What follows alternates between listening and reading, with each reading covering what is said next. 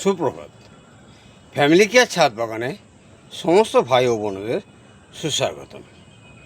আজকে family care ছাদ বাগানে আমি যেটা করে দেখাবো খুব গুরুত্বপূর্ণ বিষয়, যে ঢেঁড়স চাষের ঠিক সময় কি কি কার্যাদি প্রয়োজন।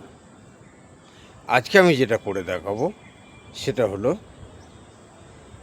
ঢেঁড়স গাছের যখন ফুল আসে এবং ফল হতে শুরু করে, প্রচুর পরিমাণে ঢেঁড়সের উৎপাদন পাওয়ার জন্য, প্রত্যেকটি গাঁটে গাঁটে ঢেঁড়সের উৎপাদন পাওয়ার জন্য আমাদেরকে যে কাজটা করতে হবে সেই কাজটাই আমি এই মুহূর্তে করে দেখাবো। আজকে যদি আমরা ঢেঁড়স চাষ সম্বন্ধে সিরিয়াস হই এবং যে ঢেঁড়স চাষ আমরা মার্চে বসিয়েছিলাম, এপ্রিলের 10-12 তারিখ থেকে ঢেঁড়সের ফলন পাচ্ছি, প্রতিটা গাঁটে ঢেঁড়সের ফল আসছে এবং এটা দীর্ঘ অক্টোবর মাস নভেম্বর মাস পর্যন্ত কীভাবে ঢেঁড়স গাছ থেকে ফল পাওয়া যাবে তারই বিশেষ প্রতিবেদন নিয়ে আজকে আমি হাজির হলাম ফ্যামিলি কেয়ার ছাদ বাগানের তরফ থেকে। আমি বিকাশ বললে আজকে আমি যেটা দেখাবো কিভাবে এই ঢেঁড়সের গাছটি দীর্ঘদিন ফলন দেবে এবং প্রতিটি গাঁটে গাঁটে ঢেঁড়সের উৎপাদন আসবে, সেই সম্বন্ধে বিশেষ প্রতিবেদন আজকের। যাক, আমি আজকে যেটি দেখাবো সেটি খুব গুরুত্বপূর্ণ। যখন ঠিক 40 থেকে 45 দিন ঢেঁড়স গাছের বয়স, মাত্র 10 ইঞ্চি গ্রো ব্যাগে আমরা ঢেঁড়সের গাছটা বসিয়েছিলাম। এই 10 ইঞ্চি গ্রো ব্যাগে যে ঢেঁড়সের গাছ বসিয়েছিলাম যথেষ্ট গভীরতা নেই এবং যথেষ্ট খাবার নেই। তো মাটিতে খাবার ছিল, অলরেডি গাছ সেই খাবারটা খেয়ে ফেলেছে। তাহলে এদের খাবারের কিছু যোগান দিতে হবে। তাহলে ঠিক এই সময় আমরা যেটা করব, এই ঢেঁড়সের গাছগুলোকে কিছু খাবারের যোগান দেব। আমরা দেখছি এখানে আমরা একটি সার মিক্স করে নেব, যে মিক্স সারটা খুব গুরুত্বপূর্ণ, যাতে দেওয়া আছে 1.5 কেজি আন্দাজ ভার্মি কম্পোস্ট, 150 থেকে 200 গ্রাম ডিএপি আর 100 গ্রাম পটাশ। এই কটি সারের মিশ্রণকে আমরা ভালো করে মিশিয়ে নেব এবং ভালো করে মিশিয়ে নিয়ে ঠিক গাছের যখন ফল আসতে শুরু করে, ফুল আসতে শুরু করবে, 40 থেকে 45 দিন বয়সে গাছের ফুল ফল আসে, তখন আমরা এটিকে প্রয়োগ করব। যদি আমরা এটা সঠিকভাবে প্রয়োগ করতে পারি তাহলে প্রচুর পরিমাণে আমরা উৎপাদন পাব। এই টিপসটি খুবই গুরুত্বপূর্ণ, তাই সমস্ত নতুন উদ্যান প্রেমী ভাই বোনদের বলবো যে অবশ্যই গাছে ফুল আসার সময়, ঢেঁড়স গাছে ফুল আসার সময় এই চাপানটা প্রয়োগ করুন এবং এই চাপানটা প্রয়োগ করলে গাছের লংজিভিটি বাড়বে, প্রতিটি গাঁটে গাঁটে সতেজ ফুল প্রস্ফুটিত হবে এবং প্রত্যেকটা ফুল থেকে একটি করে ঢেঁড়সের উৎপাদন আমরা পাব। এবার আমি যেটা করব সেটা হচ্ছে,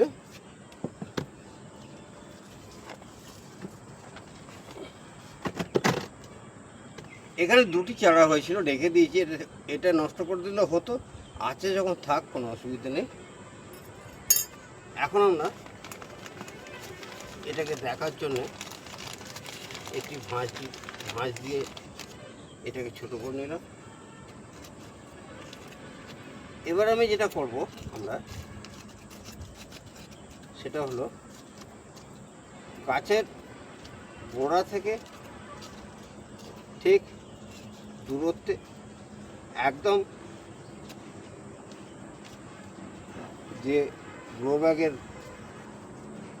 দেয়ালটি আছে, ঠিক এই জায়গা থেকে আমরা চতুর্দিকে একটু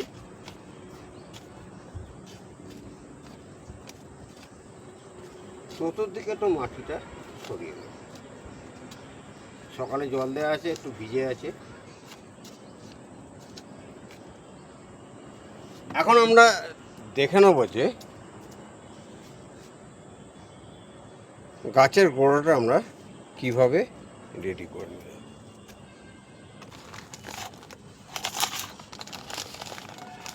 তাহলে চতুর্দিকে মাটিটা সরিয়ে নিয়ে এখান থেকে যে মিক্স সারটি আছে সেটি গাছের আমরা চতুর্দিকে দিয়ে দেব 50 গ্রাম আন্দাজ, বেশি না, সব মিশ্রণটা থেকে 50 গ্রাম দিয়ে আমরা ওই মাটিগুলো চাপা দিয়ে দেবো। ঠিক এইভাবে আমরা প্রতিটা গাছ রেডি করে আবার বেডে তুলে দেব। ঢেঁড়স গাছে এখন এই মুহূর্তে যে কাজটি করলাম, ঠিক সময়ে ঠিক কাজটি করার জন্যে আমরা কিন্তু প্রচুর পরিমাণে ঢেঁড়সের ফলন পাব এবং প্রত্যেকটা ঢেঁড়সের কাঁটে এখান থেকে ঢেঁড়স ফলেছিল, আমরা তুলেছি। একটা যে লক্ষণীয় বিষয়,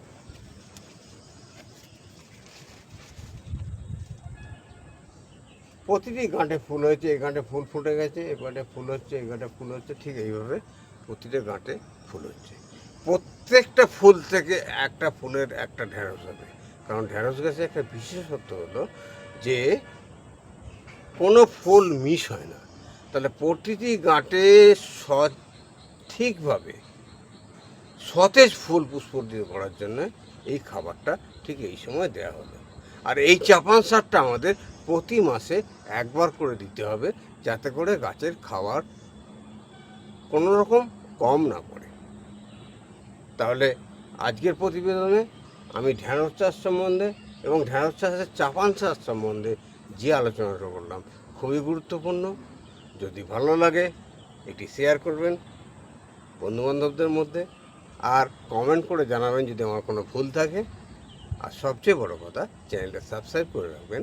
শুধু ঢেঁড়স চাষ নয়, ফ্যামিলি কেয়ার ছাদ বাগানের সমস্ত রকম চাষ সম্বন্ধে খুঁটিনাটি টিপস দেওয়া হয়ে থাকে, যাতে করে আপনার বাগানে আপনিও 365 দিনের সবজিটা উৎপাদন করে নিতে পারেন।